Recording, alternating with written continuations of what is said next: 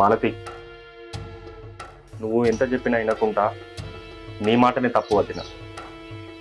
నిన్ను అర్థం చేసుకోవాలని ఉండాల్సింది. నన్ను క్షమించి మాలతి. అవును కోడలా, మా వల్ల తప్పు జరిగింది. అదేం మనసులో పెట్టుకోకు, మమ్మల్ని క్షమించు. అవును వదినే, నేను కూడా ఒక ఇంటి కోడల్ని అని మర్చిపోయి నీతోటి తప్పుగా ప్రవర్తించిన. నేను కూడా ఆడపిల్లనే అనే సంగతే మర్చిపోయి నేను ఎటువడతటే మాటలు మాట్లాడినా. నువ్వెంత చెప్పినా కూడా అవేవి పట్టించుకోకుండా నిన్నే తప్పు పట్టినాం. మా తప్పు మేము తెలుసుకున్నాం, మమ్మల్ని క్షమించు.